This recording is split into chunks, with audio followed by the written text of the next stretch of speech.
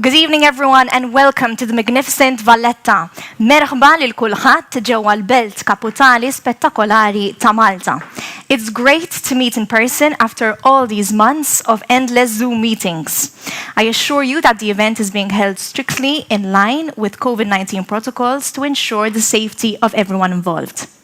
Today, us progressives are not just meeting physically in Europe's smallest member state, but we are also joined by many progressives all around Europe who are following the debate online and having their say. We are here to discuss the future of Europe. The fundamental questions that will be driving our discussion today touch on a wide variety of sectors which impact each and every one of us. Will the Europe of tomorrow be fairer? Will it be more socially, economically, and environmentally sustainable? Will it be more equal? These topics will be discussed during 4 main panels of the event. The first one will be posing a question to you, the audience. What are your ideas for the future of Europe? The second will discuss the climate emergency. The third will focus on how we can engage more youths in the future of Europe. And the fourth will deal with the digital transition and its effects on life as we know it. Together, we will be sharing ideas, debating the questions that matter, and bringing our voices together to shape the future of Europe for the better. I will take this opportunity to remind all of our followers to join the S&D debating platform on socialistsandemocrats.eu/Future of Europe, and also by using the hashtag #ProgressiveSforEurope. On the platform, you can find 9 forums which deal with the priorities we believe Europe should be focusing on in the upcoming years, from fixing inequalities for a fairer Europe to migration to sustainable development. I invite you all to have your say and submit your ideas because the future of Europe is in your hands. The forum is available in over 20 languages, so everyone can feel free to communicate. And I also have good news on this regard. Today, it shows that the Maltese population is the most active on this forum. So for the smallest member state, we are doing very well. I invite everyone to do a round of applause for everyone who's been so active. I encourage you all to do the same and help make Europe a better place. Before we kick off the debate, I would like to remind our speakers today to keep their interventions as concise as possible. We have a lot to talk about and not a lot of time to do it in, so let's work together to ensure that we all have time to join the conversation. We have interpretation available in both English, Maltese, and Spanish, so please feel free to speak in whichever language you are most comfortable in. So without any further delay, I would like to introduce our first speakers here today, the Honourable Giulia Farrugia Portelli, Maltese Minister for Inclusion and Social Wellbeing, who in her role will emphasize the importance of having a more social Europe, and Irache Garcia Perez, S&D President. The floor is yours. Grazzi ħafna il-lejla tajba u verament u ta' pjaċira lina illum illi qegħdin miġu. Thank you. This evening we are meeting here. It is a great occasion and we will be making a difference. Our colleagues have said that in the past days and hours, you've been having a great time, you've been visiting, you've been debating, and I hope this will be an enjoyable evening as well. We are very proud that our island gives a different can be versatile. I have 3 minutes at my disposal, so I will not be speaking in length, but in the past 20 months, what we have learned is how important Europe was, how resilient it has shown to be, the message that Europe sent to the different member states, so that they really do their utmost, that we have platforms that also work in the immediate, whatever was immediate.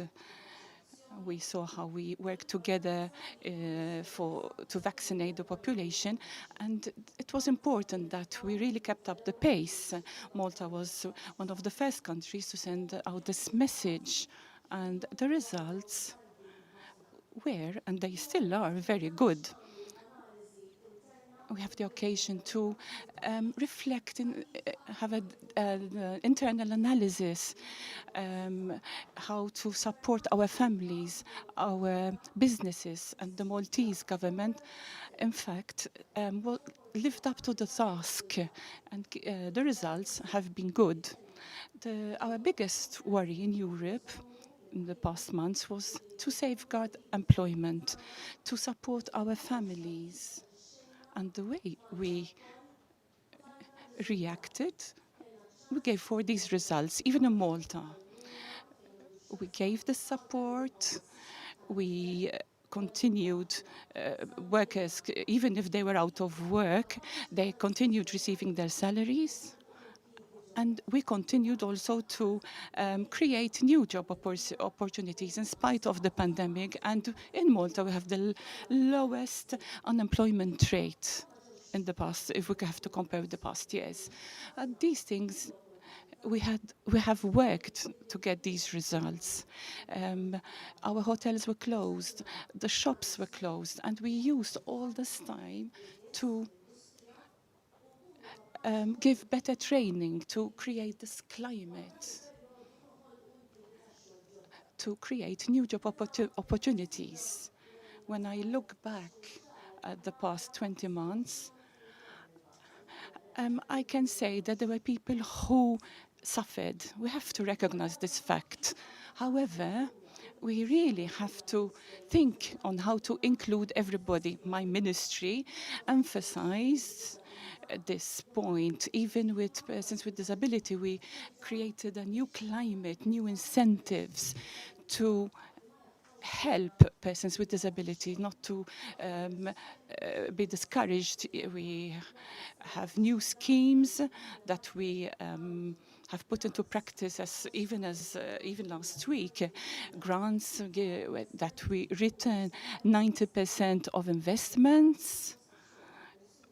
Obviously, when businesses employ persons with difficulties or with disabilities, and as a country, we need to renew ourselves, even on the level of disability. The Maltese government introduced the new strategy for disability for the next 10 years, the national strategy that will lead the young Maltese people, the young Europeans will have all these opportunities in the different sectors, in the economy, the workplace. But our message is that Europe has to be sustainable. This is the message that we want to give to Europe. I thank all those that are participating this evening. I hope that this discussion we will reap good benefits from it. So thank you very much. I look forward to the debate. Thank you. Muchas gracias. Thank you very much, Minister. Thank you, friends. Thank you for welcoming and hosting us here in this beautiful spot. Thank you for organizing this Socialists and Democrats event as a part of the Conference on the Future of Europe. The future of Europe is yours. It is in your hands. For this reason, our political group would like to have an opportunity to listen and to find that space to listen, because you are the veritable leaders of this conference. We are accustomed to speaking at length about the European project. Now we'd like to turn that over to you, because you are the leaders. You are spearheading this effort, and I don't want to take up any more time because it is your time. The Conference on the Future of Europe is something that we need now more than ever.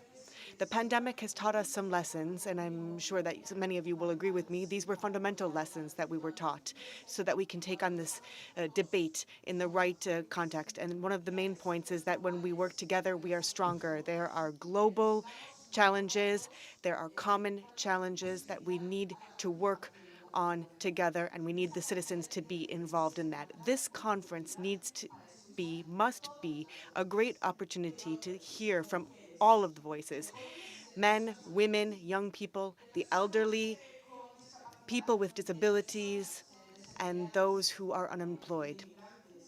We need to hear from migrants, We need to hear from all of those that have something to communicate to us, that are a part of this European project. Those of us who have that project as our responsibility and in our hands, we have to hear from them how we can build this project because it is theirs. Now, we are going to continue this debate throughout the conference on the future of Europe. Today is one event that we are going to be broadcasting to all corners of Europe, and so that you can be a part and participate in all aspects of the conference on the future of Europe. Now, I know that in Malta you are doing this very well. Someone pointed that out at the very outset of our conference. Malta is one of the countries that is participating the greatest on the digital platform, and that is excellent. We need to make sure that we have that participation in every single aspect and in every single place. The time now is to hear from you, to see that we can hear what your ideas are about Europe, and that you share your ideas with us on a fairer and more social Europe. You need to share with us as well that young people, we know you face uncertainty in the future, not just in training and in employment, but we need to hear from you about opportunity, good wages, to access to good housing, gender equality, making sure that women have equal opportunity. We know that women make less money for the same exact work, and we know that these are subjects that affect us on a daily basis. And these are things that I'm sure all of you are very much concerned about and that you're working very much keenly on. And I know that because you are here. And the fact that you are here is a real demonstration of your commitment to us and to our duty, and our obligation, therefore, is to listen to you. And so I'd like to turn it over to you now. Thank you, Irache. Thank you, Minister.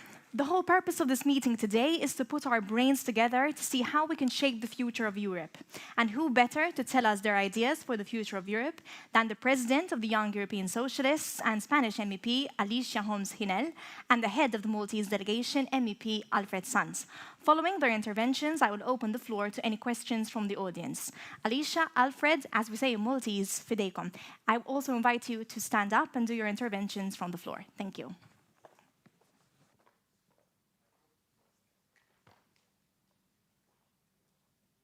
Muchas gracias. Bueno, yo también Thank you very much.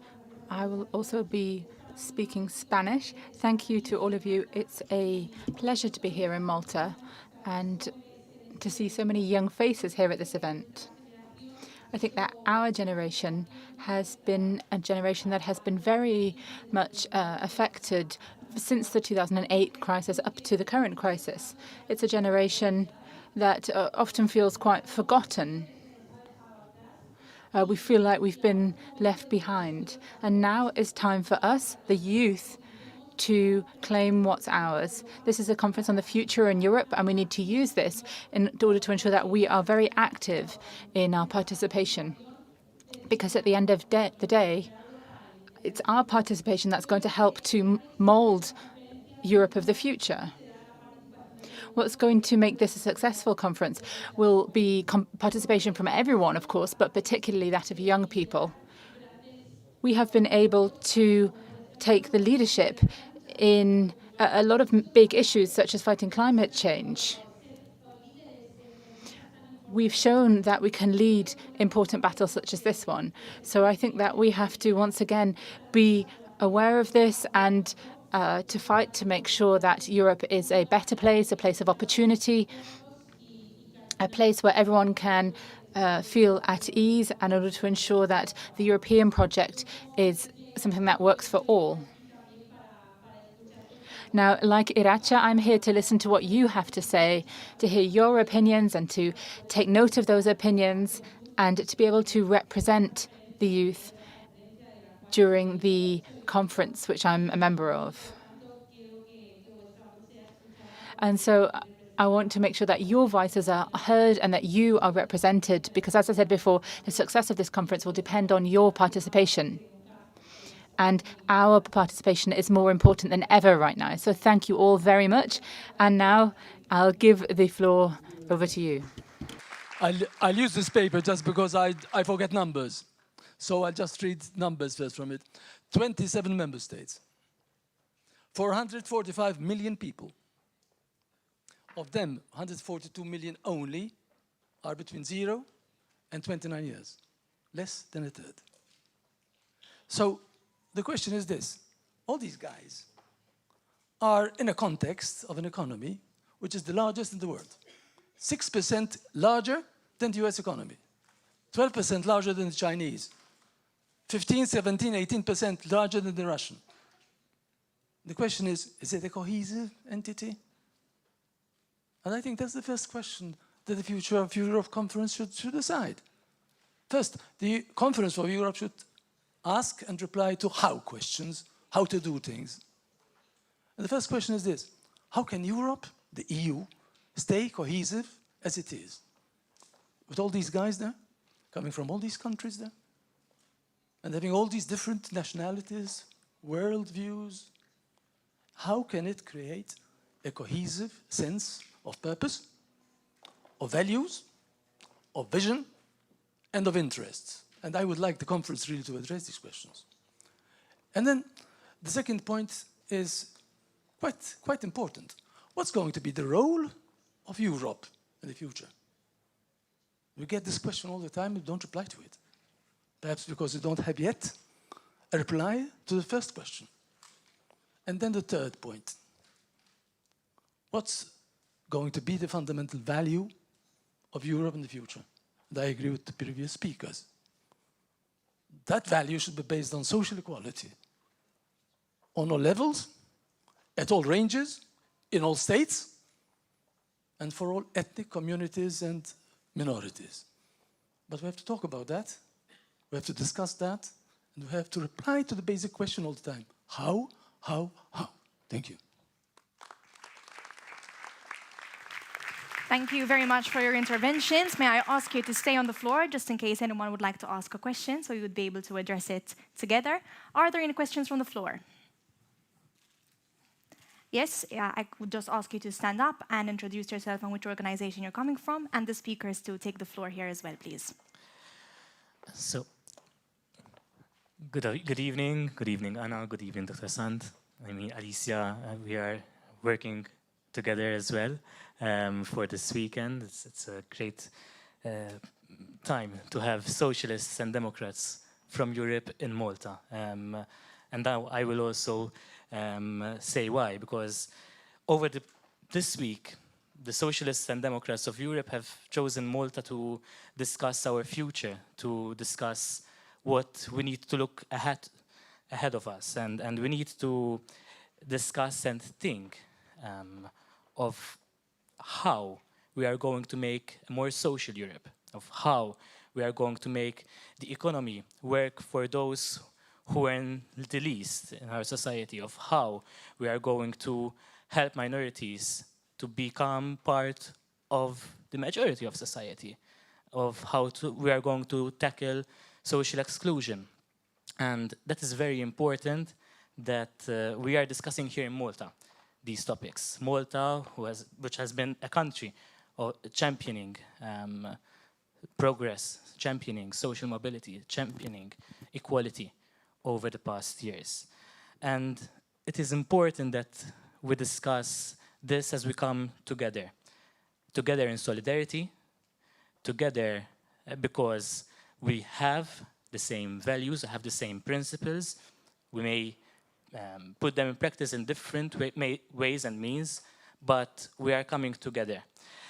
And we need to be stronger to achieve the next step than the next steps, because we have different countries. Dr. Sant mentioned 27 different EU member states. We have different languages. We speak different languages. For instance, Minister Farrugia Portelli spoke in Maltese, and I would have loved also to speak in Maltese, but we are a bilingual country, and we also need to accept other different cultures, different identities, because we are also part of the European Union. And this is very important for us youths to be part of this conference. It is a privilege. I look forward also to hosting the Yes Congress this weekend for the first time in Malta, and we're looking forward to having you with us over the weekend as well. And let's give youths more voice. Let's give youths their space to express their ideas, because we have a lot of ideas to share. We are not only tomorrow's leaders, but we are also today's leaders. We are also today's decision makers. We have to decide what future do we need for ourselves. Thank you. Thank you very much. Thank you also to our speakers. We're off to a very good running start. I'm going to rush over to the next panel since also time is of the essence. As a political group, SND is doing its utmost to get involved and stay in touch with citizens about the Europe they would like to see. In fact, we have a video message from Marek Belka, who is the SND Vice President for International Trade and Engagement with Citizens and Institutions and co-chair of the SND Task Force on the Conference of the Future of Europe. Let's hear what he has to say. Dear friends, we can all feel happy and proud that the Conference on the Future of Europe has finally started. It was our progressive pressure which did not allow this venture to be blocked. As the conference plenary and the citizens' panels have finally begun, we may now turn to the central part of this project, the discussions on key aspects of the future of Europe with our citizens. The conference is really about asking questions. For example, what has to be done on the European level and what on the local level, your country or on your locality, no matter whether you live in Slima or in Marshallock, to improve our common future. I would like to thank our Maltese colleagues for organizing this conference, which allows us to connect us, politicians, to the viewpoints of young people, NGOs, activists, trade union representatives, and engaged citizens. I look forward to the effects of the discussion on the future of Europe, its ecological transformation and digital transition. I encourage you to immerse yourself in in-depth exchanges with the representatives of our youth, as their voice should guide us in the building a future they hope for. Unfortunately, I cannot be with you in person, but I will follow the discussions online. Remember that the discussions we start today may continue further on social media, on the conference website, and on our own Progressives for Europe debating forum. I wish you all very fruitful and inspiring debates. Just as Marek said, we are encouraging you to also enter into the hashtag Progressives for Europe and have your say online, even though you cannot be with us physically today. One of the main priorities we all want to see more action on is the transition to a more sustainable way of life. The growing crisis of the climate emergency means we need to take action now. S&D has fought hard for ambitious EU emissions targets and green goals to be included right across the board of European legislation. So my question to the next speakers is, are we doing enough to save the planet? I invite Cyrus Engerer, Maltese MEP, and Mohamed Shaheen, MEP and S&D Vice President for a Green New Deal to have their say. I invite you again to take the floor and speak on your behalf. Thank you. We are all the European Union, each and every one of us, no matter where we come from, no matter whether we speak Maltese, English, Spanish, no matter where we come from in the European Union. Many people criticize what the European Union doesn't do, but at the end of the day, we are the European Union, so that's why we are here to listen to your voice, what you want to see in the future in our common Europe.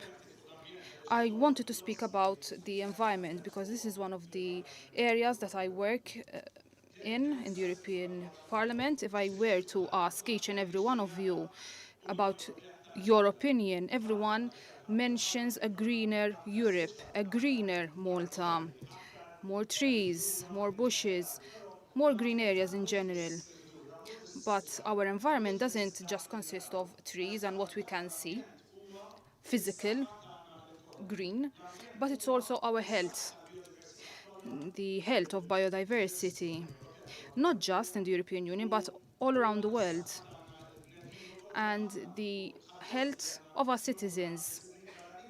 We have a number of foreign participants tonight, and everyone's commenting how it's still very hot here at the end of September. It's very normal.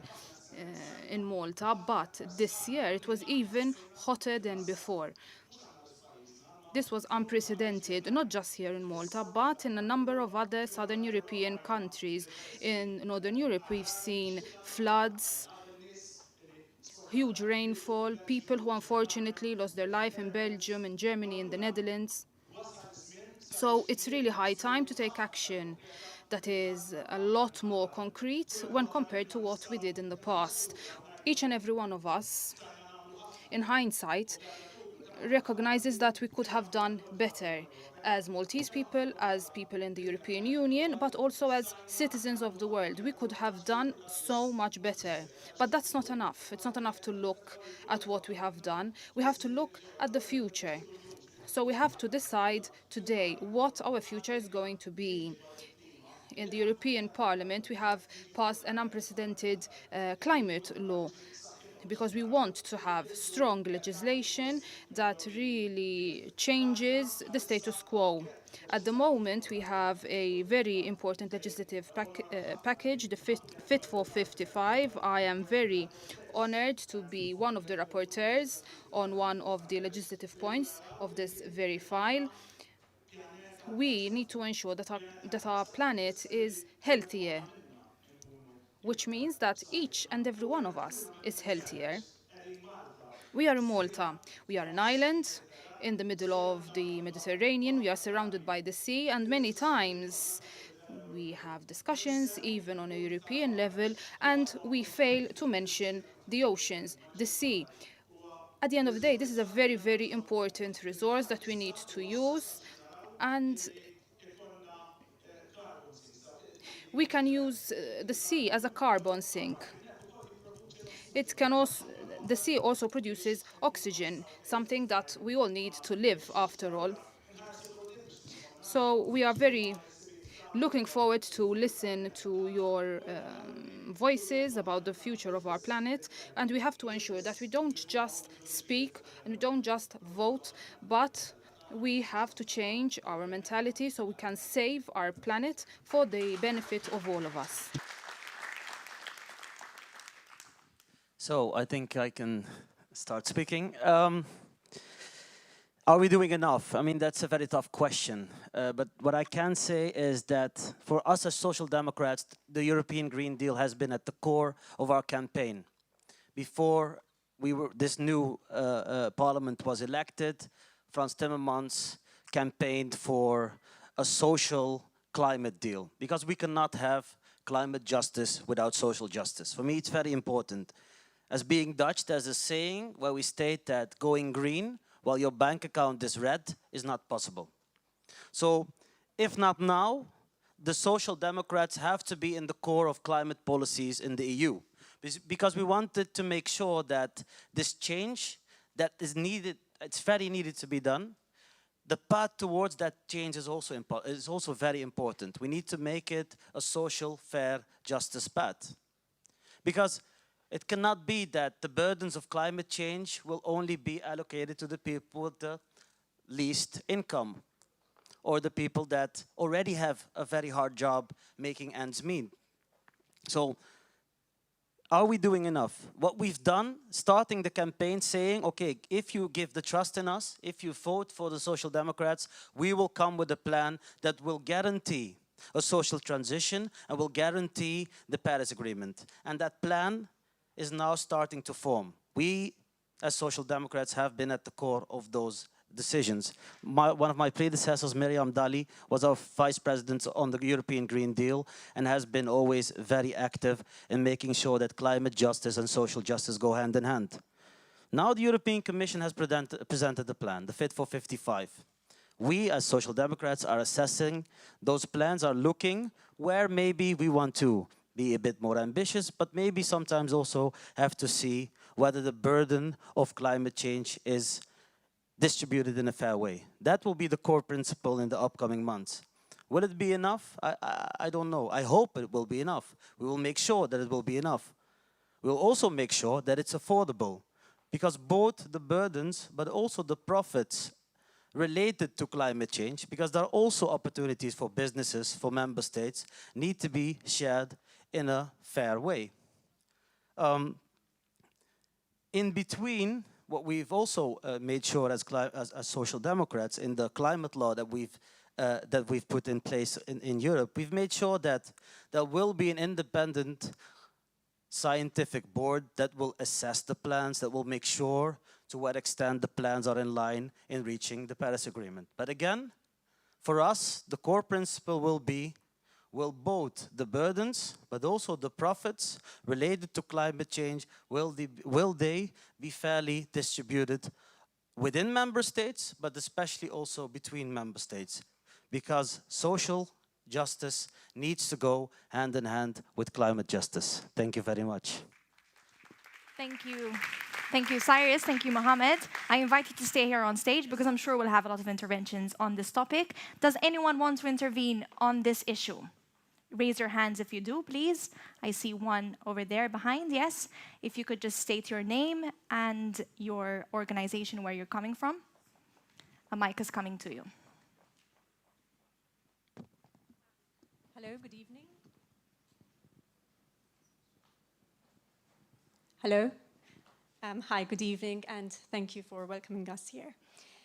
So yes, as this external group meeting shows, the future of Europe is not exclusively decided in Brussels. It is above all coordinated by the respective future plans of the constituent parts which make it up.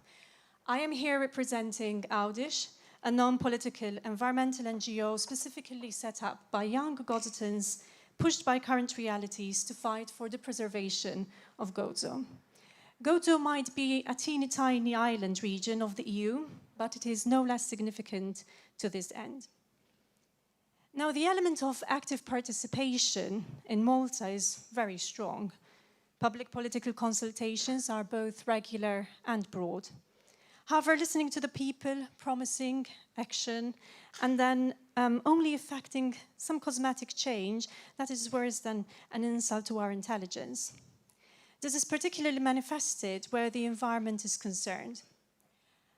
Ursula von der Leyen recently noted that the recovery plan of Malta is one of the greenest that the European Commission has received. And that is indeed so in terms of Malta's climate neutrality targets. And this is all very promising and highly laudable. But this greenest of plans comes from an island which day in, day out becomes less green. This greedy over-construction has taken over. Sadly, parts of Malta have already been wasted. As we speak, Gozo is under threat too. New questionable development plans still being okayed and past policies, planning policies, still being left in place. So what we're calling for is a radical overhaul in planning policy rather than the mere greenwashing of Malta, which I'm sure is also applicable to several other member states of the EU. Several Maltese lately have been feeling a little bit orphaned by the endemic type of Maltese socialism, especially in the field of the environment, and that's definitely a big pity. My 2 minutes are up, probably, not enough to change anything, but enough to stress that Malta's and Gozo's time is up too. How can we as Maltese and Gozatans hope and plan for the future of a greener Europe when we lack these at home? How can we aspire to save the planet if on the local level we might not be doing enough to save Malta and Gozo? Thank you. Thank you very much for your intervention. I will take all the interventions at one go, and then I will take your replies later on. Does anyone else want to make an intervention? I see one on this side. If we can just get a mic to her, please. May I remind you to state your name and the organization you are from? Hello, Alicia Bujeya Said. I am an advisor for fisheries within the Ministry for Fisheries and Agriculture in Malta. I would like to thank the Social Democrat Group for organizing this citizen engagement. As a social scientist, I really believe in the need of engagement when it comes to policy making. So I believe that such engagements would really be necessary also with the fishing and farming communities, which I believe tonight are not present with us. So I would like to make some points on these two subjects. As a social scientist in my research, I constantly find together with my colleagues that common fisheries policy, for example, is mostly focused on the conservation and the economic efficiency of the sectors, which gives a lack of space for the social pillar to feature. So I believe that the future of Europe, to link with what Mohammed said about social justice, I think we really need to see policies which are embedded on the pillars of social justice. I think even the fact that sustainable development, we speak a lot about sustainable development, but the social element, I think, really needs to be figured into European policies in this regard. So even now, the way forward to the European Green Deal and the farm-to-fork strategy, I think it really needs the citizens, the farming and the fishing communities to be part of the conversation about conservation. Because after all, the policies that will be implemented will have an effect on the future of these sectors. If we were to look at the statistics, we would recognize that the aging population of both fishing and farming communities is a problem around Europe. So I think we really need to put social justice as the central pillar of the forthcoming Green Deal and the farm-to-fork strategy. Thank you very much. Thank you very much. I see another intervention from the floor. Again, remind you to state your name and the organization you're coming from before your intervention. Hi, it's Steve Alul. I come from the financial industry, from the boring financial industry, but I moved into sustainable development. And today I'm an advisor to Mr. Dalli, who is pretty much driving this Green Deal idea here in Malta. And I stress on the word idea because it really and truly, I believe, answers one important question, which was also driven by Alfred Sant earlier on. The question of how to do things. And as socialists, as progressives, we really need to think about how to actually implement the great ideas we have. The idea of having a greener country, the idea of having a greener Europe, a more social Europe. And one way of doing it, in my very, very humble, very, very modest opinion, is to put our money where our mouth is. One way of actually bringing change, in my opinion, is to ensure that the forces of the financial industry, of the corporate industry, are put in the right place, with the right tools, with a positive attitude. And I think if we look back at periods where Europe was facing an important crisis, the sovereign crisis back in 2015.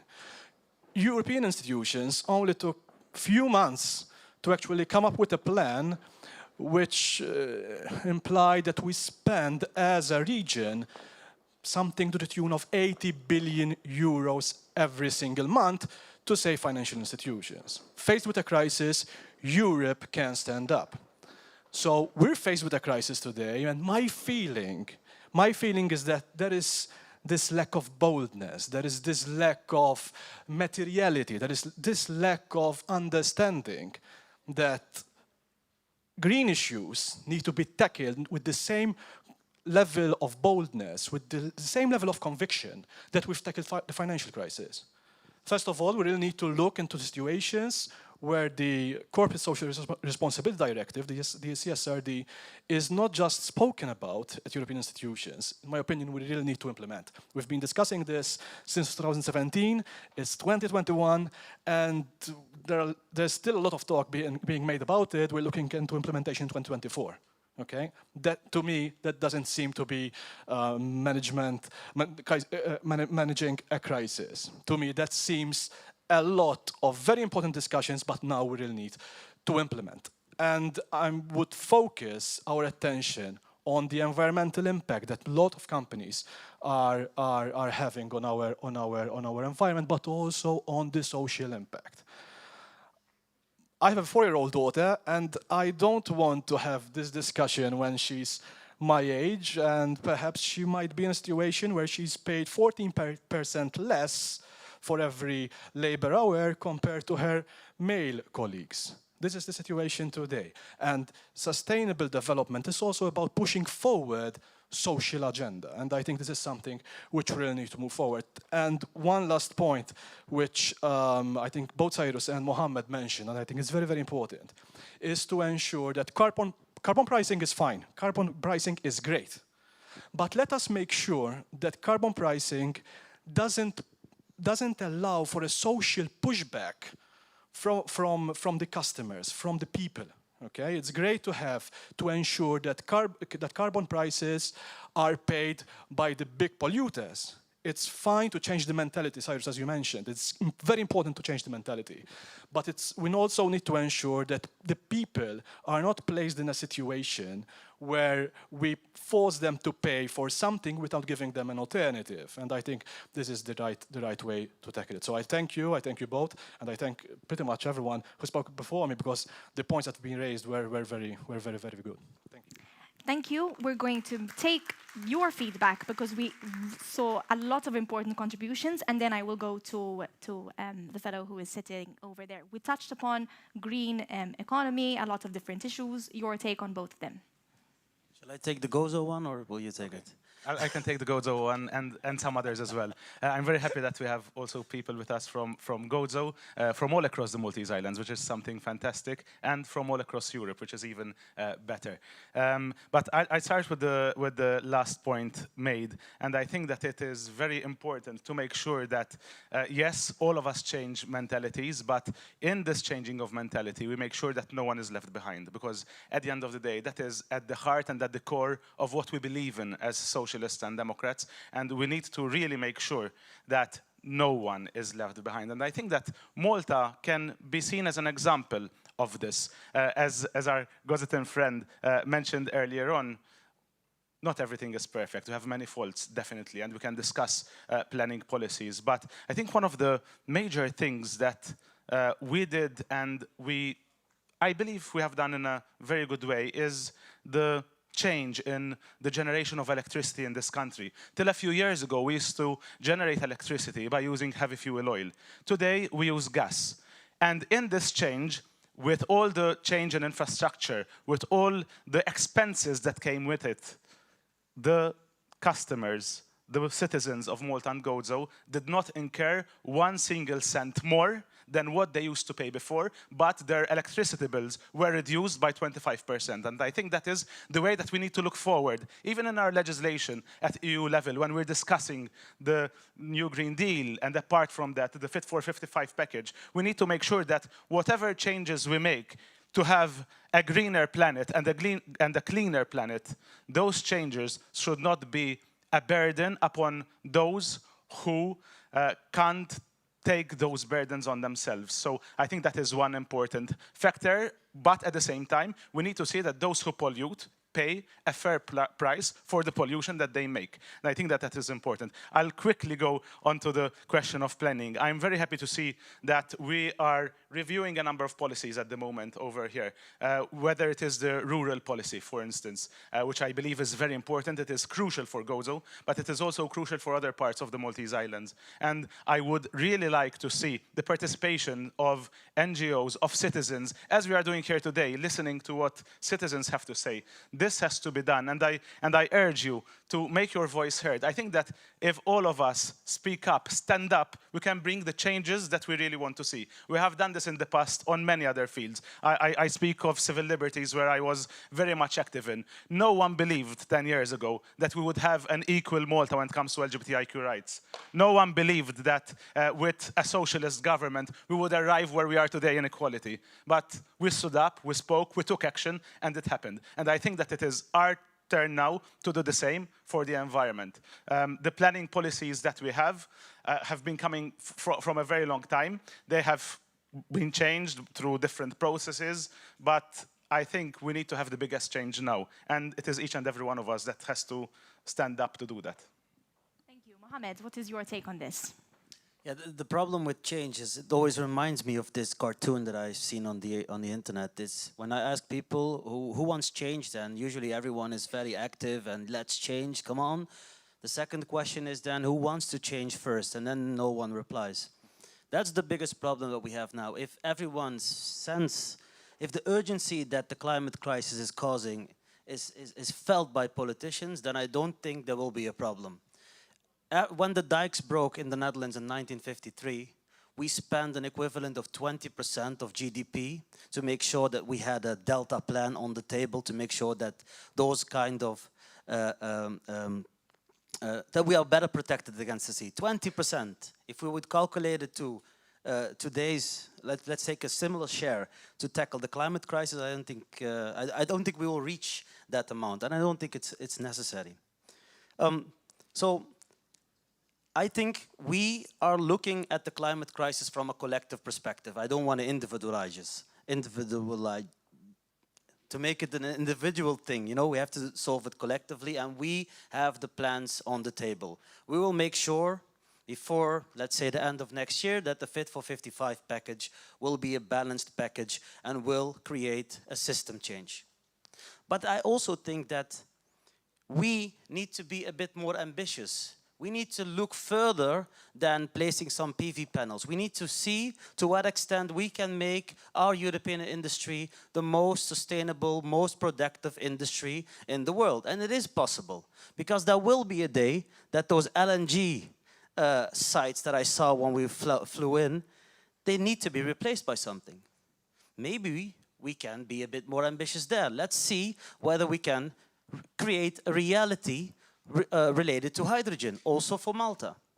Because the problem is that the costs of doing nothing are being seen today. We see the electricity prices increasing. And the question is this the all-time high, or will we break a record today, or tomorrow again, or next week, or next year? These costs are larger than the climate costs needed to create the system change.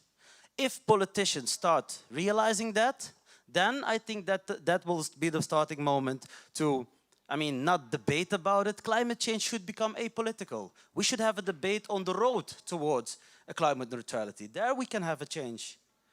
But let's create an action. It can create new jobs for us. It can create new opportunities. It will decrease our dependence from countries like, let's say, the Middle East and Russia. This is something we really need in the EU. So I'm saying, if I ask who wants to change, next time, all of us should answer, we want to change. Yes? Thank you, Mohammed. I will take the question from the gentleman who has the mic in his hand. Again, introduce yourself and the organization you represent, please. Insellmilkom, Lukas Mikallef, President tal-Federazzjoni Kaċċituri Nassaba Konservazzjoni. Lukas Mikallef. When we heard the opening speech, the president of this conference, he mentioned that when we are together, we can bring around about change, because we will be united to struggle against climate change, to have a greener Europe, would be stronger to implement projects for conservation. However, unfortunately, we do see the fact that there are extremists who would like to exclude over 7 million hunters in Europe. I come from a hunters association, and I can speak about the different projects that hunters have all over Europe. We need to conserve what our hobbies are. We might disagree about the hobby, but we need to listen to each other. I think when we are united, we can safeguard our habitats. We can also look into this vision.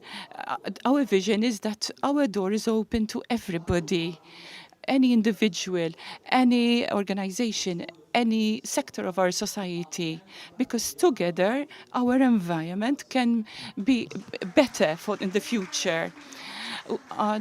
Maybe Cyrus and Mohammed to conclude. Important point, because at the end of the day, I know FKNK and I know the great work they do for biodiversity. It is true that hunting can be quite an issue at times, but and one can take it just from one perspective. But knowing you and knowing the work that you're doing over here, I know what importance you give to biodiversity here in Malta, but not only, even in the European organization that you represent your organization in. And I think that this is what we need, a balance in all that we do. You fight for the right of hunters, and each and every one of us can understand that. But at the same time, you're very strong in implementing changes in order to enhance and give a bigger push for biodiversity. In the European Union at the moment, we have a biodiversity strategy for 2030, and I thank you for being part of it, because I know that you're contributing to it and speaking about it. And it is in the sense that such important, dialogues like these that we have today are very important, because it brings every one of us together on different sides of the spectrum so that we can decide together our common future, and that is important. Thank you. Thank you very much for your interventions. So far, we've spoken about citizen engagement, the climate emergency, and now we'll be moving on to the role of youth in Europe. As one of the speakers of today said, youths are the leaders of today and of tomorrow. So are we tapping into their full potential at the moment in Europe? How can we engage more young people in the Conference on the Future of Europe? For this topic, I would like to invite Josiane Kutayar, Maltese MEP, to kick off this discussion. Thank you, Rebecca. And a warm welcome to the foreigners amongst us, those who are physically with us here, but also those who are digitally connected. Merhaba, we say in Maltese. Mohammed would understand that for sure, and others would, because our language, our unique language, has an Arabic basis mixed with Italian and English influence. And that's the beautiful of diversity. And I will now be switching to Maltese, the language which I was taught firsthand when I was born. And today I would like to address you, the young people. Simone and myself were at school together from kinder up to university. And we could never imagine that years later we would be together discussing different subjects with you. Even those are following online, we are discussing the future of Europe, such an important topic. We've heard the importance of putting questions. It is very important that we put questions, because it is very important when we ask questions we might get replies. At present, you might know about the Conference on the Future of Europe. Some people know about it and others might not. It is very important. I am a member of the plenary. I'm representing the socialist group in the conference. And if you have recommendations or maybe questions, speak to us. When we speak about consultations, first and foremost, we need to be inclusive. We are socialists, and thank you as a political group. You chose our country. I thank you for this, because even if our country is at the periphery of Europe, it needs to be in the nucleus of this discussion, in the center of this discussion. Young people are not only the future, you are also the present. And presently, this conference is putting you at the center of the debate. When we mention inclusivity, we imagine people who come from different countries, from the periphery, from different cultures maybe, and sectors. And I encourage all those who are involved in these discussions, Minister Abela, who is present here with us, so that when we organize such debates, such consultations,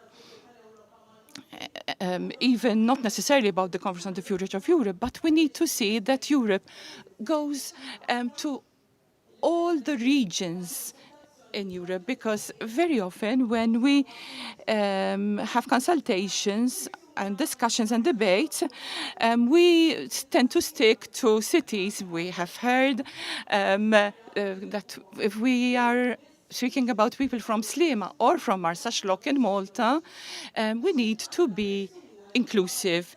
Also, we should not forget those who are not technology savvy.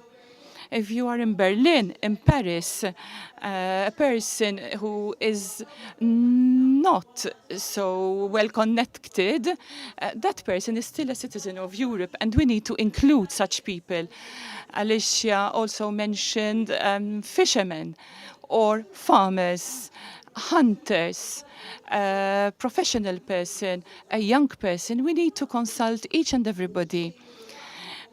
Those people coming from rural areas, areas which are normally forgotten, very often these people would be quite skeptical about the European project. We cannot only speak about with those persons who know about Europe and who are convinced about the importance of Europe. But we need to address the questions about the environment, about the digital future, all aspects of inclusivity, irrespective of sexual orientation, irrespective of gender. But we need to address our discussions to those skeptical people. I encourage you to take this message, this process, which can be effective and consultative. I welcome the fact that the European Commission has said that there will be a year dedicated to young people. This is a very important point.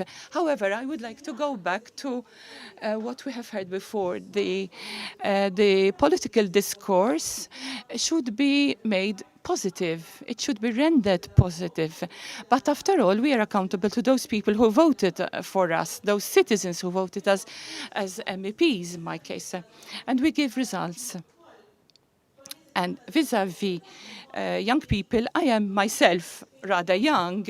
And sometimes I feel that there are moments when the European Union or entities invite young people, but there is this element of tokenism. The element of tokenism when we speak about equality between men and women. We cannot just involve young people at the end of a meeting. We take a selfie with them or a picture to see that they are present, but we need to involve them at the very beginning of consultations. They need to be with us from the very beginning, and we need to really take into consideration the messages they give us so that we can implement their messages in an effective way. I'm really happy to be here to listen to you. Please keep the ongoing dialogue with us so that together we can render Europe into a more social Europe. Thank you very much. On the floor with us when we have more contributions. I'm seeing the Minister, Carmela Bella, who is the Minister responsible for social dialogue here in Malta. So I invite you to do your contribution as well. May I remind you to keep it as concise as possible due to time constraints. Thank you very much. Lejla tajba l-kulħadd bħala Good evening to everybody.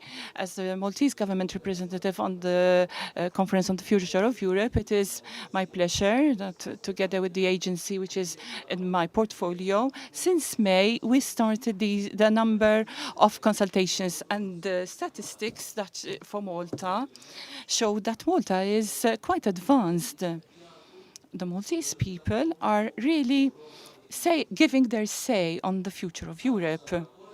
It is also a pleasure for me.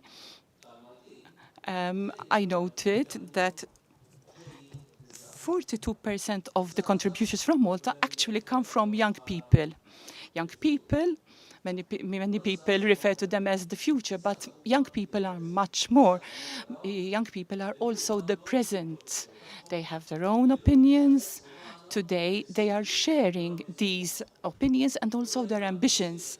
And therefore, like Josiane, I would like to encourage young people and even children. I can tell you a few weeks ago, during Skolasaj, which is the summer camps, we saw young people that actually came up with a project And the results were actually their wishes for the future in the European Union. One of their ambitions dealt with the environment. We have heard so much about the environment this evening, but these young people had the dream that for the environment, we do not just speak about the environment, but we actually put into practice what we preach. And the European Union and its member states also need to react, that we reduce bureaucracy. We need to decide quickly and implement things in a quicker way. Something else which interests young people is that we focus on young people, a people-centered approach. This has become very evident from the consultations that we had with young people. So therefore, not politicians, not bureaucrats, but young people really feel that the decisions that concern them in their everyday life should be also people-centered. The last point I would like to mention is that we should not only limit our debates to our communities, to our countries, to our European Union, but the European Union should know where it is going in the future, in the context of the whole world. Therefore, not locally, not nationally, but also at the level globally. We should not be happy, content to speak among ourselves. We should know what is happening in the different regions. Immigration affects many people, and because we are in the periphery of the European Union, we cannot just discuss all this between us. We need to discuss also with the others who are in our region, in the Mediterranean in our case. But other countries have different perspectives. But the region where we live in is very important, because if we are one union, if we speak about solidarity, solidarity needs to be seen in practice. Therefore, I appeal to you, we should have more young people, more citizens in general, and in the coming weeks and months, because we have this opportunity given by the European Union so that we voice our opinions. I encourage more and more young people to come forward, to voice your opinions, to give our message, a message that we need to really take into consideration. Event. I see someone with a mic over here. I remind you to introduce yourself, the organization that you come from, and also to keep your intervention as concise as possible. Grazzi Rebecca, grazzi Ministru, grazzi Onorevoli Kutajjar. Thank you. I'm going to try and be as brief as possible. I am Jacob Carlos. I am representing the KNZ, the Young Council.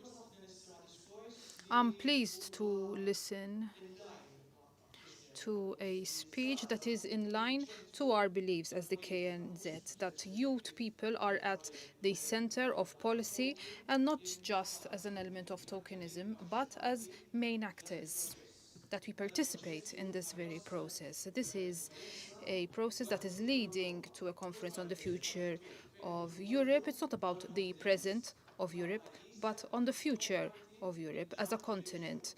And we are part of this continent, this region. Yes, a lot of things have been done to encourage participation from youths in politics on a European level, on a local level, on a national level. The LEAD program, the fact that we can vote at 16 years of age. There are a number of programs where youth, young people, have the opportunity to express themselves, to participate. And sometimes we might not understand that certain things have an effect on our everyday life. So it's great to be able to participate. Not everything is positive. For instance, the area related to people with disabilities. I'm speaking as a person who has an invisible disability, I've had my own obstacles, but I'm still here. But there are the people who are facing obstacles, who are still in front of them, and these are the people who deserve social justice. So they can also join us here. So they're not just tokens, but as participating actors in the very process. It's very important, especially young people with disabilities can fulfill their potential, fulfill their ambitions, their aspirations. And if we don't listen to their voices, it's high time that we start doing so. See the gentleman over there with a mic in his hand. I also invite Josiane and the minister to stand up so that the citizens will be able to address you during their interventions. Good evening, everyone. My name is Gianfreda Drous, and I study psychology at the University of Malta. I am here today as a member of the Young People's Forum. I am also a member of BetaSci and founder of the Facebook group Disability. I would like to start by thanking you all for having me, including the Honorable Josiane Cotayar, who invited me here today. The following are my suggestions for making the Conference for the Future of Europe as inclusive as possible throughout the entire process. Firstly, at the level of the multilingual digital platform, I would explore the possibility of having a substantial amount of text on screen which is narrated, both when accessing the platform and when submitting suggestions. If possible, I would also implement speech-to-text software within the platform, similar to what is already available in Microsoft Word. This would make the platform accessible to more people in a manner which is representative of the EU population. Secondly, at the level of the European Citizens panels, I would explore the possibility of having people from all walks of life at each individual panel. This means that different people would be able to talk about different topics, not just the ones that they are assigned. For example, it would be ideal if people with disabilities be present for discussions outside of inclusivity and rights, such as the economy and climate change. Furthermore, in the case of in-person events, inclusivity is important beyond accessibility as well. For instance, it would be ideal if the venue is not segregated according to background, nationality, or physical abilities. For example, it would be ideal if space for wheelchairs are spread across the venue, rather than being condensed in a single area. This is especially important for generating discussions among different kinds of people. Finally, as both a psychology student and a member of BetaSci, I would like to take this opportunity to appeal for mental health to be a significant topic of conversation when discussing the future of Europe. This is especially important after the impacts of the COVID-19 pandemic on anxiety, depression, loneliness, and fear. Thank you for listening and for providing me the opportunity to voice my opinions. Enjoy the rest of the conference. Thank you so much and well done. Even the audience loved your intervention. You touched on very important topics, which I believe that both the Minister and Josiane will be able to address. I will take one last intervention on this panel. Please, the floor is yours. Hello? Okay. Hi, I'm Reb. I'm from LGBTI plus Gozo. I will speak in English because I would like to access every single person in this room. And I had this very big speech prepared for today, but when Mohammed mentioned the idea of change, I changed my mind completely. LGBT people are many times also used as tokens as much as youths are sometimes as well. And youths are, as adults, in need of reassurance, of belonging, of being validated and acknowledged. And I could not sit here and not think about LGBT youths that are in Hungary and also Poland.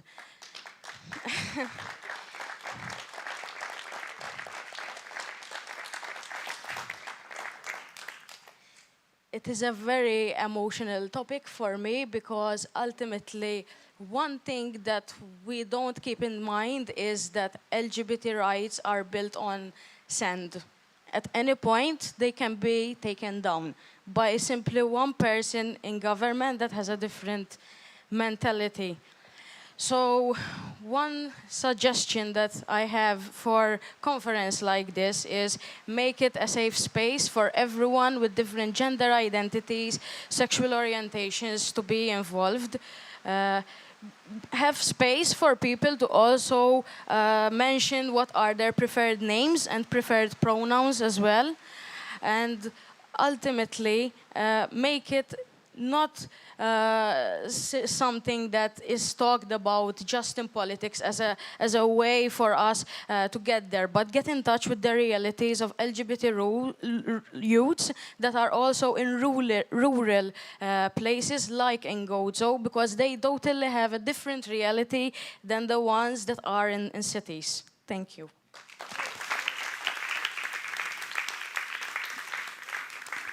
Thank you very much. We were hearing a sound. That is the rain. In Malta, it's sunny 365 days a year, except when we are hosting entities from abroad. Josiane, Minister, your concluding remarks. We touched on a lot of important issues, and I'm sure you have something to address.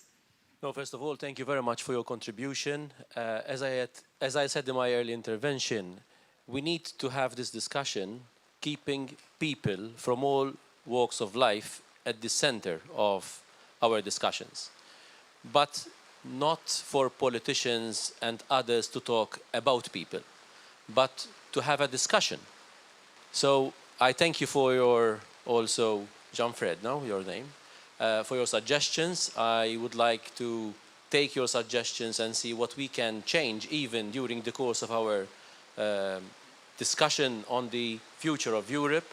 So when we have these discussions, we will invite people from all walks of life to speak and to say what's really happening to their lives. So when I said a people-centered approach, it's across the board. It's not a question for those who are or feel part of the majority. But we need to talk with, and not only about, people who are felt maybe that they are part of a minority, that from time to time, maybe we remember that they exist, but we're not doing enough to make a difference in their lives. So I think the conference on the future of Europe is to change. Mohammed mentioned a lot of change. In fact, even they've had a change in the weather. It was sunny in the morning, in the afternoon became cloudy, now we have the rain. But we need to be ready for change. In fact, we are ready for change because thank God we have a tent here, otherwise we'll... So, and this is the kind of preparedness that we need for a future-proof Europe. Taking everyone on board, not leaving anyone behind. And I said earlier, and I conclude on this, when we speak about youth, when we speak with youth, we must always remember ourselves that youth and the younger generation are not the future, but are the present. The last time that I was at an EBSCO council, actually there was a minister who was saying the younger generation are the future. I said, no. We need not only to say that they are the future, but we need to involve them today, and we need to plan today with them, not without them. So it's the same for persons with disability. Nothing about us without us. No, we used to say this saying, and I think it should not be just a saying, but it should be how we really work to make changes. And I think even during these years we made a lot of changes, positive changes. We have much more persons with disability in the workplace. Conditions of work are getting better, and I'm responsible also for conditions of work. So definitely this topic should be also at the heart and the center of the conference on the future of Europe, because after all, it's what we have in our pockets that matter, how we move our family forward, irrespective of what kind of family we have. And this is another point that was mentioned as well. So I think there is a big agenda, but the big agenda is not for just people that will have a microphone to speak about, but every single citizen in Europe should have this big agenda on the future of Europe. And I start by putting your mind at rest, Minister, that the Socialist group at the European Parliament is working hard towards workers' rights. And yes, indeed, it's a very important point. Workers' rights and the rights of all, not only of workers, but of all citizens, irrespective whether they are children, youths, irrespective of whether they form part of a minority or another aspect. And this is very much important. People have to be, yes, at the heart of our agenda, at the heart of our political agenda. And the red heart which the socialists must maintain to continue beating should remain there even with regards to this aspect. And I thank Reb, Jean, and Jacob for their great interventions, as well as the other speakers today. Indeed, if we really believe in change, let's all of us be able to have the flexibility to admit with ourselves where things are not going right. Even if we propose something, we have to be courageous enough to realize that when we consult, there could be other ideas which are even better, which may lead us to change our initial ideas and implement changes. And therefore, to my colleagues here who are also part of the plenary of the Conference of the Future of Europe, to you youths and all those who are following us, let's make the change by also giving our suggestions, whether it's online, and yes, I'm a proud Maltese for having a high participation in Malta on the multilingual platform, but even via oral discussions. Our citizens have the benefit that they can literally talk to us and see us very often. In larger member states, that may be a bit more difficult, but we are very close to the people. And please do take that benefit and speak to your politicians and speak to the policymakers. Do not be afraid, because your ideas are important, and sometimes you're much more in touch with the reality out there than we are. And we need to hear from all of you. Thank you, best regards, and let's continue the discussion and the change going. All together it is possible. Thank you very much. Our next and final topic deals with the digital transition. We're all experiencing it, and I'm sure that most of us cannot even dream of a world without our phone, without our Wi-Fi, or without being connected every second of the day. However, can this be said for everyone? Is the digital transition reaching out to everyone? And that is the question I would like MEP Alex Saliba and MEP Ismail Ertug to answer, and let us know their thoughts on this subject. First and foremost, good evening. I'm not going to start off by speaking about the digital transition, but over here we are discussing with Maltese citizens and our foreign citizens who are joining us tonight to give our answers, our solutions. Jean-Fred, in his speech, has mentioned that we need to pay attention to accessibility with regard to people with disabilities in our society. In our group, with regards to disability, we've always been at the very forefront to ensure that no one falls behind. Many of the points that were mentioned by Jean-Fred on accessibility, on digitalization, on similar subjects will be addressed in a report that we'll be voting on next Tuesday, a report that I have worked on during the last year to ensure that nobody, people with disabilities, different disabilities, falls behind. However, the session that I will be addressing and discussing tonight is related to the digital transition. Starting off by making a question and giving an answer. First and foremost, why are we in politics? Why am I in politics at the end of the day?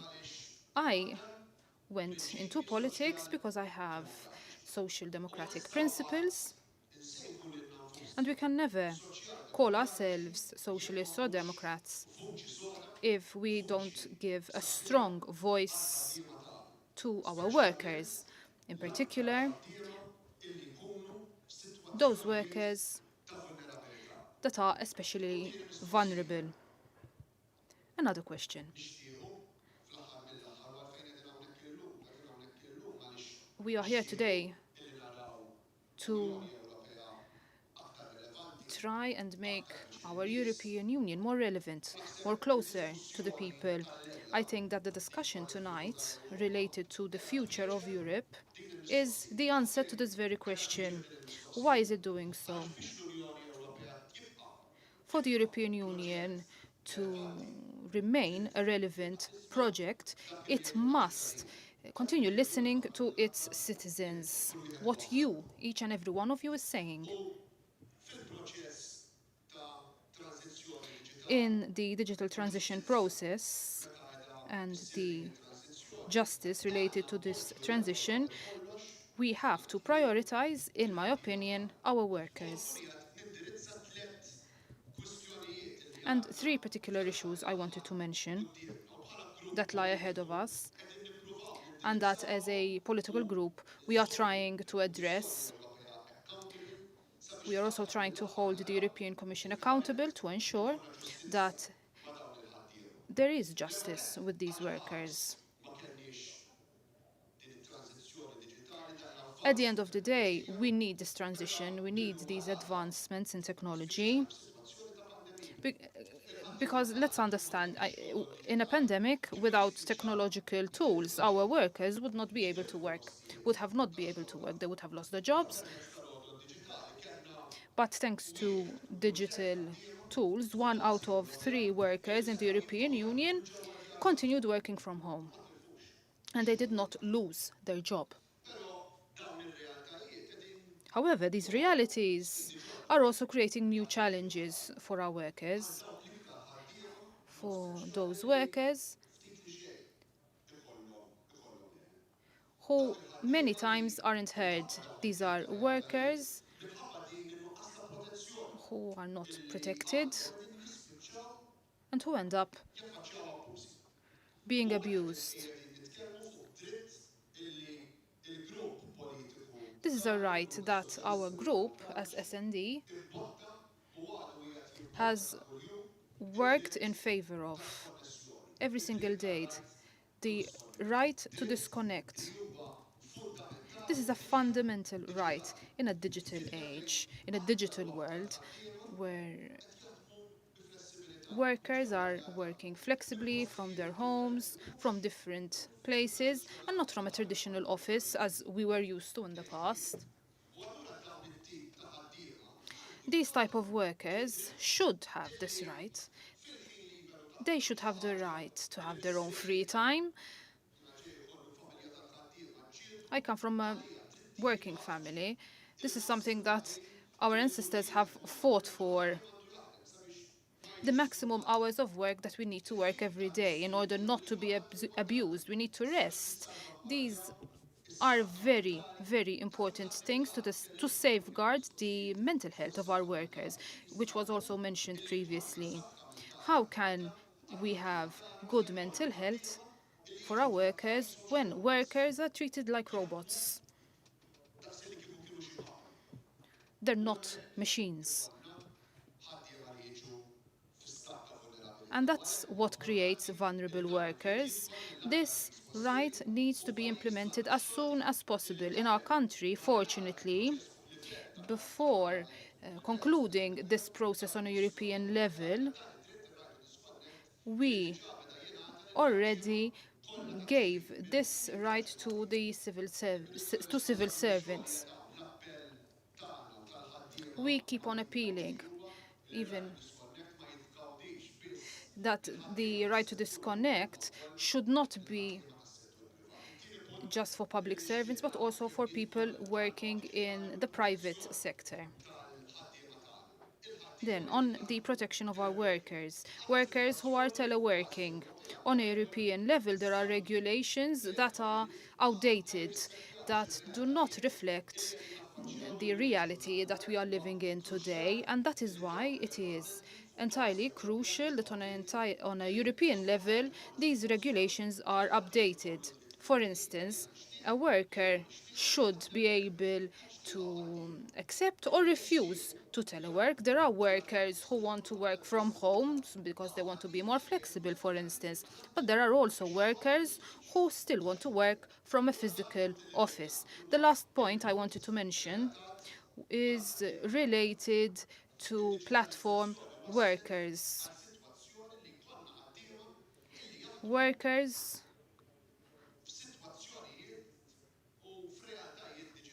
who work in digital and very much non-traditional realities. And these are workers who are frequently abused, workers who are not given sick leave or leave or minimum working conditions. These are normal things for all of us. But since these workers maybe aren't Maltese like us, we take them for granted. They might be working with different conditions. And we need to give these workers dignity. Why? Because no worker should be exploited, no worker should be abused, and therefore it is important that in such discussions, these vulnerabilities, these realities that sometimes are overlooked, they need to be addressed. These are priorities for all of us, and these are priorities that distinguish us as socialists, democrats, and part of the family that is here tonight.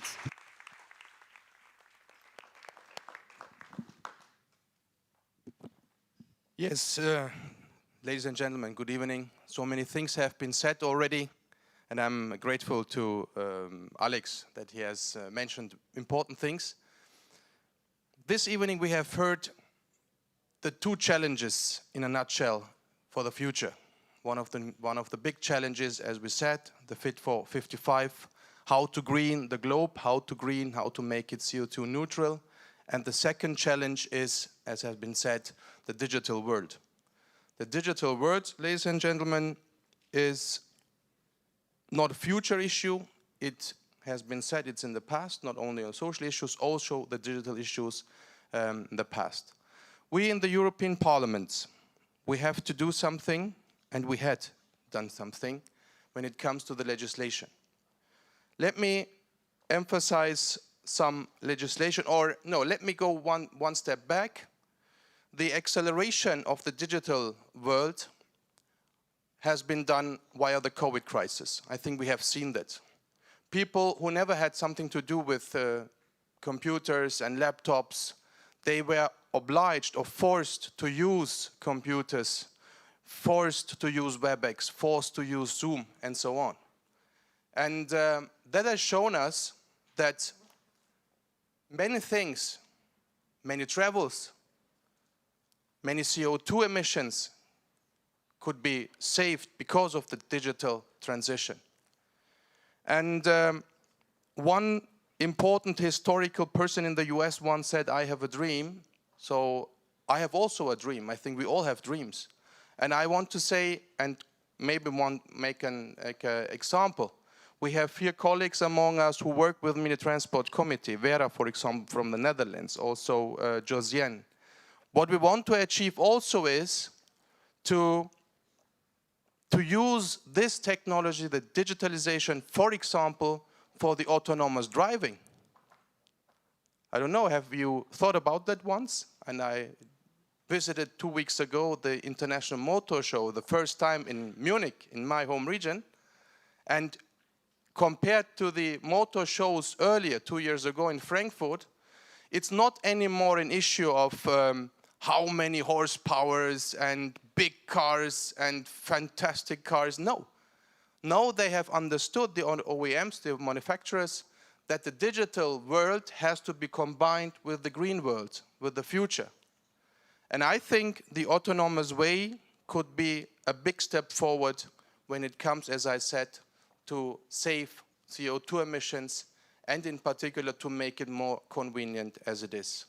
This beautiful city, this beautiful island, think about, and I've visited and I walked around this yesterday, and I've seen even now too many cars with combustion engines, and we should replace them by electric mobility, connected and green.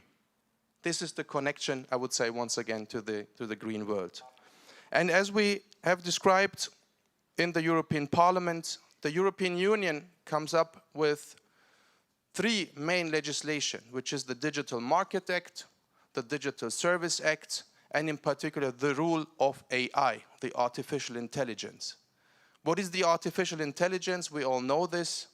This is the main brain behind. And we all know if you want to buy something online, yeah, you take your computer and just type in. And after this, by random, yeah, we always get the same advertisement. Yeah? When you want to buy, I don't know, a machine, a device, and randomly you get all the advertising in the future. So we know that this is also a way or a part of the digitalization which we have to regulate. One has been said by Alex, the right to disconnect, but also we have to regulate this technology, the artificial intelligence behind, which gives us, or which opens up our private world, our private privacy, that has to be also taken into consideration. And finally, let me say, 4 out of 10 adults, they have never used, or they don't have digital experience. Okay, that has been changed with COVID, but even there, even now, we have to do more steps towards that. And 20 years ago, no one knew about, no, not no one, but you know what I mean, Facebook and Spotify and Apple and Google and all the things were absolutely new, absolutely new. And now the rules, what we have, the existing rules from now, they are from 2000, from the year 2000. That even shows us that we have to modernize and come up with new regulations, and this is ongoing in the European Union. I can tell you that we have to save our planet, and for this we need new technologies. Without new technologies, no climate change will be happening. Thank you very much. Thank you very much, both Ismail and Alex. I invite you to stay with me right here. We have a beautiful backdrop. Let's make use of it. It says, "It's your Europe, have your say," and that is exactly what we're doing right now. So I see the lady over there with her microphone. Please state your name and the organization you represent. Davina Samutili, Floriana Mayer. Davina Samutili. I will speak in Maltese, please. Tul snin. Along the years, we've seen huge advances in the digital and technological world from the different countries in medicine and the financial sector. I work in the financial sector. I've been working there 15 years, and I saw huge advances, huge progress. Manual work is now being done in a technological way. Therefore, I would like to ask that we safeguard the workers' conditions, and above all, we seek new opportunities for our workers, that workers are not made redundant. I would like to ask what the European Union is doing to safeguard our workers, workers who are so important in our country. For her chance to speak. I am Cressida Gallia. I am an economist. I am also a candidate on the 1st district for the general elections. When I was studying economics, I had 2 dissertations to present, and basically I researched the digital transition, about the basic income. I considered it as a method that can be used by our workers and our citizens because of the impact of this transition. And the second topic of research was about foreign workers, the effect they had on the Maltese economy once they started working in Malta. In Malta, we had huge economic progress, and we needed to revert to foreign workers.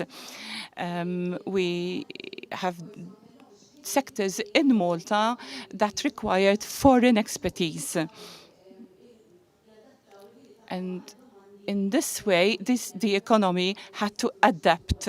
I think this is a very important aspect. Digital transition, when we are undergoing this transition, we need to look into the expertise of our Maltese workers to see whether they are up to standard. I think that digital transition should be inclusive, should be balanced, it should be at the service of the citizen, and its impact in society at large and also about work relations is gaining momentum, and it will continue to do so.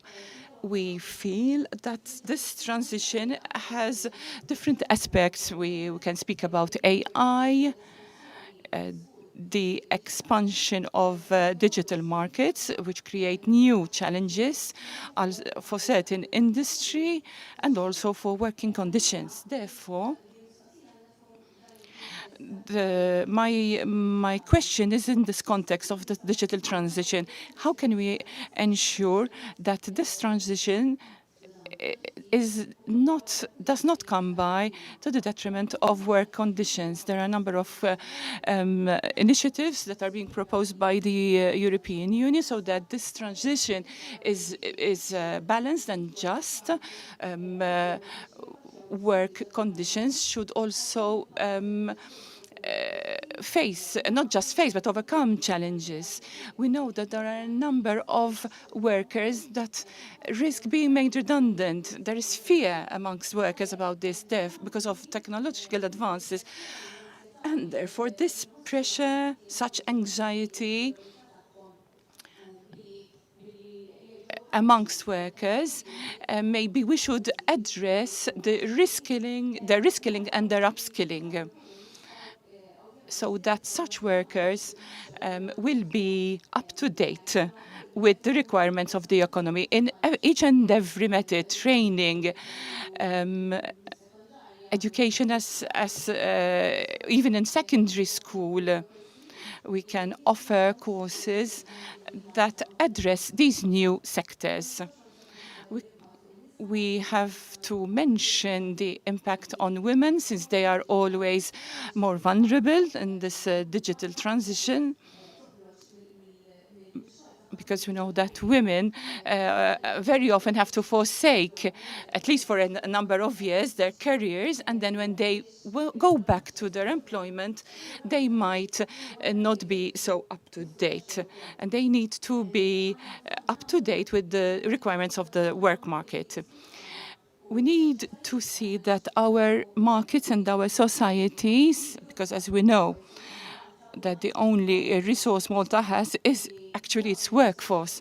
Therefore, Maltese society and our workforce need to be resilient also in the macroeconomic level. Social protection also is very important. The upskilling, the reform of social security, and the macroeconomic situation of the country, I believe, should be hand in hand. Thank you. And I remind you to keep your intervention as concise as possible. Yes. First of all, thank you. I am Miguel Kauki, Policy Officer at Zazah Laburisti, and I speak in English for the benefit of our friends. When futurists back in the 1960s envisaged that a room-sized computer could be turned into a portable device within few decades, people of that generation were in disbelief, worried that society could evolve into being computer-dependent. They could not imagine the advancements in technology and how such will radically change our lives, and that our children are digital native. Such advancements in technology, as you mentioned, were vital for all of us to adapt to new life conditions as imposed by the COVID-19 pandemic. The digital transformation of the world will continue to occur, and it is our duty to prepare ourselves and our respective societies to embrace such transition and make it a fair one, in order to ensure that no one is left behind. Indeed, while such transition presents a number of advantages, namely new opportunities and improvement in the quality of life, it also puts forward a number of challenges. How are we going to close the digital divide and make sure that the most vulnerable in society are reached in this transition?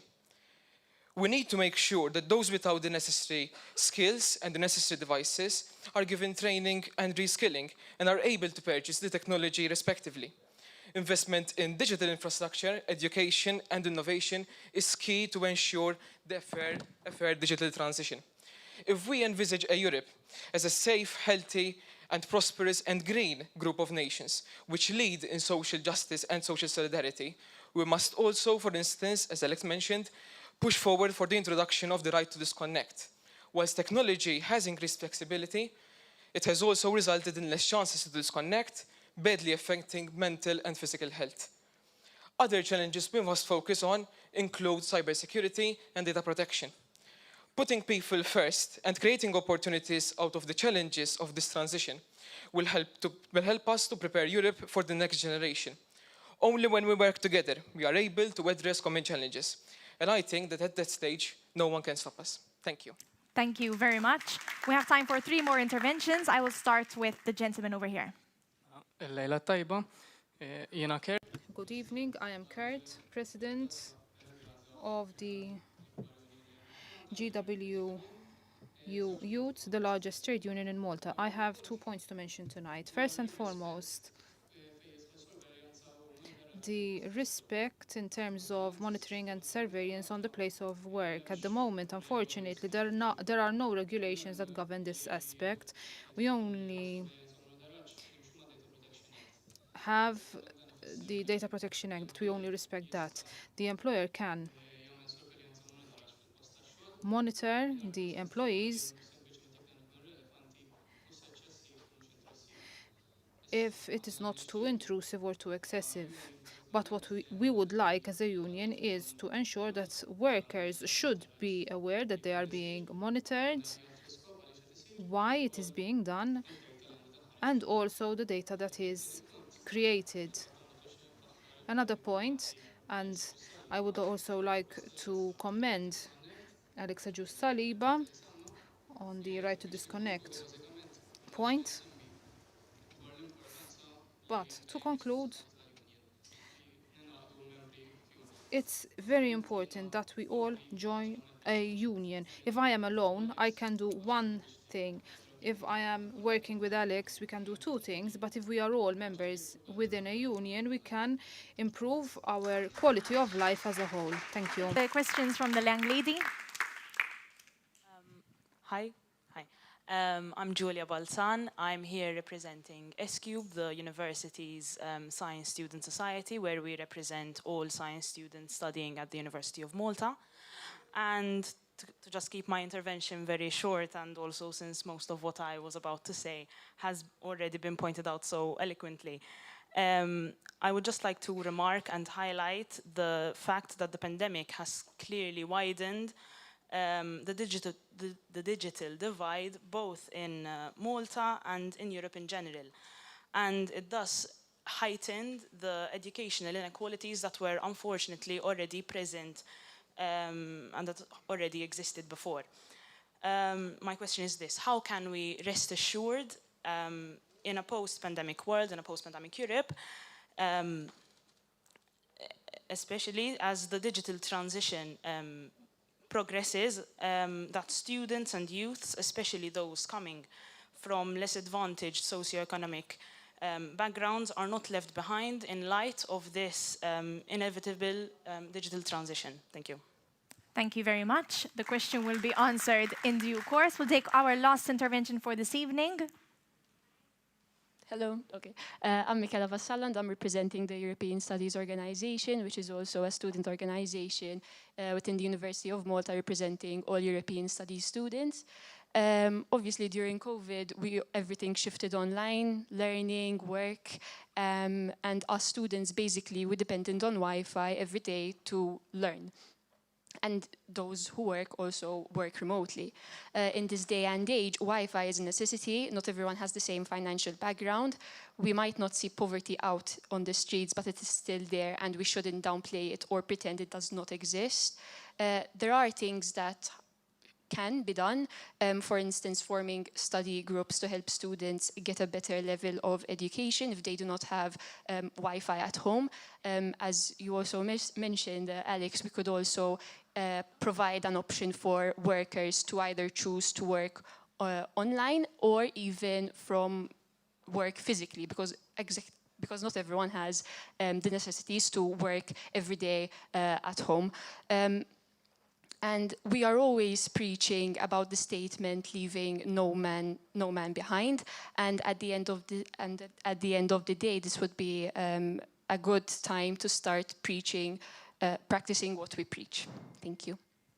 Thank you very much. Alex, Ismail, we've heard from different representatives. We've had mayors, we've had candidates, economists, representatives from trade unions, we've had science students. So we've had a variety of interventions from different backgrounds, but they all touch upon different topics. What's your feedback on this? I want to respond to the question of this young lady, what the European Union want to do or did already when it comes to the workers' rights and to defend the rights of the workers. For example, as I said, okay, we've been a little bit too technical, I know.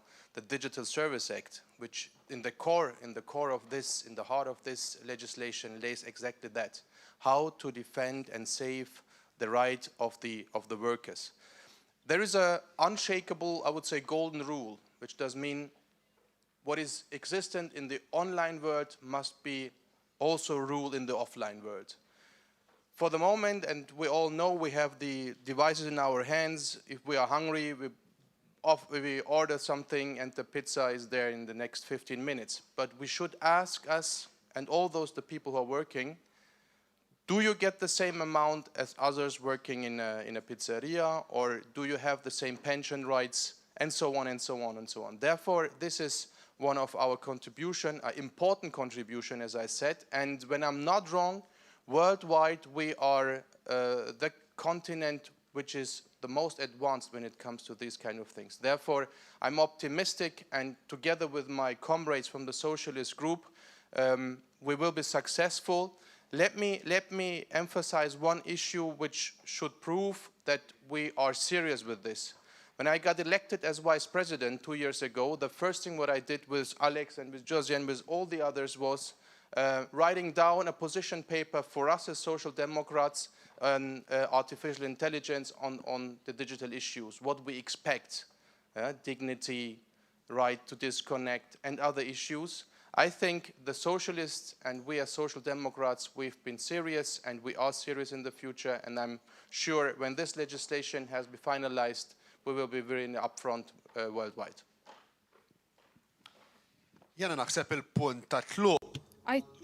I think that the starting point shouldn't be that the digitalization is going to lessen our jobs. This is a natural process, and at the end of the day, it cannot be stopped. However, we can do one thing. It is our job, especially as European politicians in our group in particular, we need to prepare a legislative framework that prevents or remedies a number of problems and challenges and problems that our society faces because of these new digital realities. We shouldn't stop the process, but we need to ensure that no worker falls behind. We need to ensure that there is justice in the digital transition and avoid having workers that fall behind. They are not competitive enough in the labor market. And that is our job. That's what we need to do. As Ismail said, in the Digital Services Act, we have seen or we have stipulated to protect who buys online, who works, our young people, each and every one of you, that uses digital platforms like Facebook, Instagram, Twitter, a number of platforms that nowadays are part of our everyday life. We need to ensure that while these platforms retain their importance to communicate, to book our holidays, to share our photos with our family and friends, while these need to remain relevant, we need to ensure that the AI processes within these applications do not lead to situations that invade our right to privacy. Let me ask you, if your home phone is tapped and you realize someone is listening to all of your conversations, I think each and every one of us would fight for the right of privacy, and you would be scandalized that this thing is happening to you. But at the end of the day, we are living in a situation, and this is a priority for our group, that in terms of advertising online, there are companies, large companies, multinationals in fact, that are invading our privacy on the daily. Most of us don't even realize that this is happening. They bombard us with their adverts, and these are the realities that we are living in today. The realities that our political group, political family is ensuring to prevent through legislation. I'm going to conclude on a very important point. What can we do to safeguard our workers? I already mentioned a number of items that are important, priorities, but to me, the three most important priorities in our current reality, something that our political family shares, is the right to disconnect as soon as possible. The political process has stopped, it's finished, but we are still going to exert pressure on the Commission to act as soon as possible. We also need to ensure that the realities for platform workers and teleworkers are addressed as soon as possible. No workers should be treated like machines, like robots. Nobody should be discriminated against using the excuse of digitalization. Digitalization is not an excuse to exploit workers, especially those workers that are least heard in our society. Those workers who have no voice have a voice in our political family. Thank you very much for your interventions. We've come to an end for so many contributions and ideas. We've touched upon many, many topics that can make a difference if implemented at a European level. I now invite Gabi Bischoff, co-chair of the S&D Task Force on the Conference of the Future of Europe, and MEP to deliver closing remarks. Thank you very much. And I think tonight we saw not only a firework outside, but also a firework inside here of ideas, of questions, of remarks, of introductions. And also we heard the church bells. And I think the church bells, since hundreds of years, reminds us that it's time. It's time either to go to work, to start when people didn't have watches, or to go to church. We are not in a church here. What we created is an agora, to have everyone in here and to engage together, to not listen to speeches, but to encourage everyone to participate, to come up with their own ideas. And this is what is happening European-wide at the moment. We have citizens fora, and I think they feel right like you here. They come from all over Europe, they sit together in thematic groups, and Irache said it, we are there to listen to them. But not just to listen, we are there to hear what ideas they have, what proposals they exchange, and in the end agree on to make Europe a better place. And I think we had some of the important issues here. And I will start with the youth. Because the interesting thing, and I think almost everyone said it, you are not just the future. You are the present. You want a good life in Europe. You want good jobs. You want good pay. You don't want to be discriminated because of your sexual orientation or because of your background. And this is what Europe stands for. And therefore, I think really the issue to say, we want the youth to engage. And what we saw tonight is young people are not a homogeneous group. Young people are so diverse. And this is very important to bring the different aspects to the table to say, okay, why did we insist to have 1/3 of all these participants on the Conference of the Future of Europe to be young people? Not because they are a homogeneous group, but because you are all the change agents. When you are older, it's like the European Union is more than 70 years old. You often use the paths you did walk already a couple of times. And you, as young people, you go new paths, or you don't even know the path, though you think, which path should we go? And this is about this conference. And as we said, and many, I think in every issue, be it young participation of young people, digitalization, climate, social justice is the guiding path. And this is a question of the future. And here we discussed the two huge transformations we face regarding saving our planet and the climate and the digitalization. And in this conference on the future of Europe, we have to come up with proposals, because the key question is, running chats, the key question is really, will these transitions increase inequalities, or will it be a driver for more equality and opportunities for all? And this is not determined by technology. This is not determined by polls. This is something which we have to shape politically. And therefore, this conference has to come up with new proposals to look at what we have and to say it's not well equipped to make these transitions fair.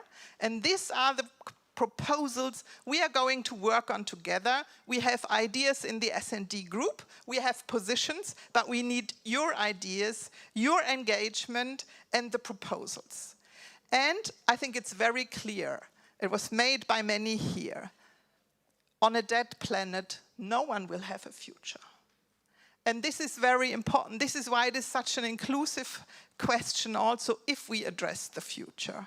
And I have to say, the world of work will change tremendously. And here also, will we make sure that we use the digitalization and also the greening to have better jobs, to have better paid jobs, to have more inclusive jobs, to give everyone an opportunity, or will it be used just to serve the ones that are already well off? These are the questions we are discussing in this conference. And this is why I would like to end my summary with a question. And this question is, when you were invited to this event here, you were thinking, okay, it's your Europe, your say, that sounds appealing to me. Do you think, did you already have a real idea what this conference on the future of Europe was? So who of you already thought, well, interesting invitation, great that I'm invited because I know what this conference is about? Who of you felt that, yeah, I was very informed already about it?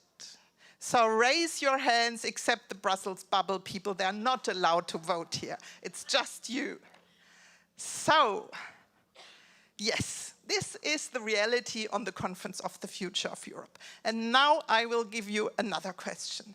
After this interesting debates, lots of speeches, who has the impression that he knows better what this conference is about?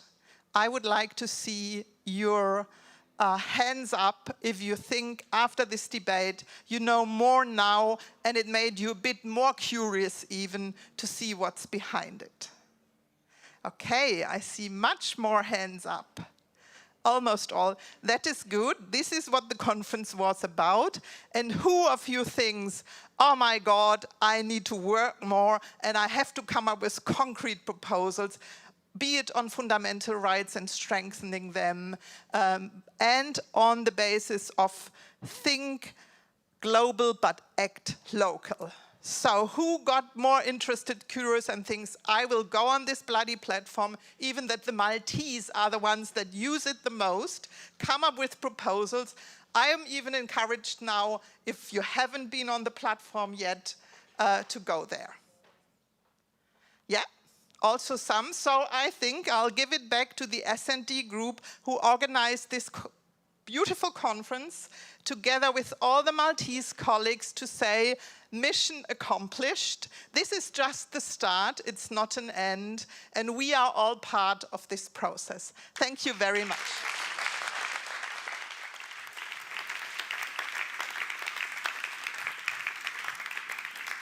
Thank you very much. We've come to an end to our discussion here in Valletta. However, as Gabi said, the conversation does not stop here. Don't forget that you can log on to the S&D platform where you as well can have your say and submit your ideas so that together we can create a better future for us all. Before we end, I would like to remind all the participants to return their headsets unless they want to dream in different languages tonight. We will end on a beautiful note. I feel that we are all coming from different backgrounds over here, but there is one thing that unites us. It's Europe and the European anthem. So I invite you all to stand up so that we can all listen to the anthem. And with that, I thank you for following.